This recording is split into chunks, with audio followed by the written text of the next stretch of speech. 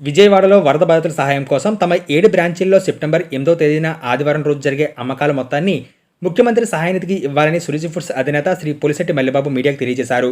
ఇప్పటికే తాము తక్షణమే స్పందించి కృష్ణకి గోదావరి సహాయం పేరిట వరద బాధితులకు 2000 బ్రెడ్స్, 1150 కీమ్ బస్ జామ్, పికిల్స్తో అందించామని, కానీ అది ఏ మూలకు సరిపోదని భావించి ఈ నిర్ణయం తీసుకున్నట్లు ఆయన తెలియజేశారు.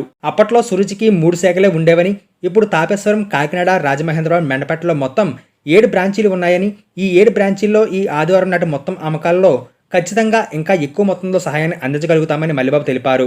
ఆదివారం రోజు సురుచి అన్ని బ్రాంచీల్లో స్వీట్లు, హాట్లు, బ్రెడ్స్, బిస్కెట్లు ఏమైనా కొనండి. మీ స్నేహితులకు, బంధువులకు బహుమతిగా ఇవ్వండి. తద్వారా బాధిత కుటుంబాలకు చేయూతనివ్వండి.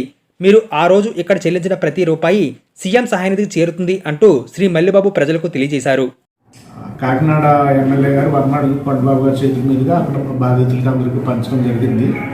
ఈ ఆదివారం రోజు జరగబడే సేల్ని కొంచెం ఎక్కువ చేయాలనే ఉద్దేశంతో మేము ప్రోత్సహించడం జరుగుతుంది.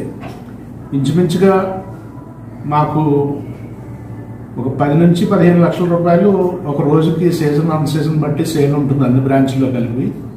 ఇది ఇంతకంటే ఒక 25 లక్షల కంటే ఎక్కువే రావాలి ఆ రోజు అనే ఉద్దేశంతో ఇది చేయడం జరిగింది.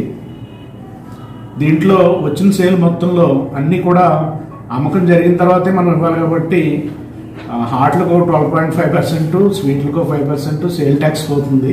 అది పోను మిగతా మొత్తం అంతా కూడా గవర్నమెంట్కి, అది కూడా పరోక్షంగా గవర్నమెంట్కి వెళ్తుంది. కాబట్టి ఈ అమౌంట్ మొత్తం సోమవారం నాడు సీఎం రిలీఫ్ ఫండ్కి ఇవ్వడానికి మేము నిర్ణయించాం. దీనికి మీడియా మిత్రులందరి సహకారం నాకు కావాలి.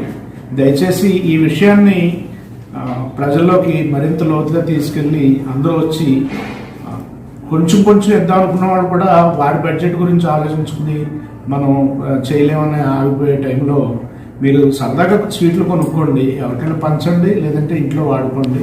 మీరు రెగ్యులర్గా మీరు కొనే మీ షాపే, అక్కడే మీరు కొనుక్కుంటే మీ పర్చేసే ఆ రోజు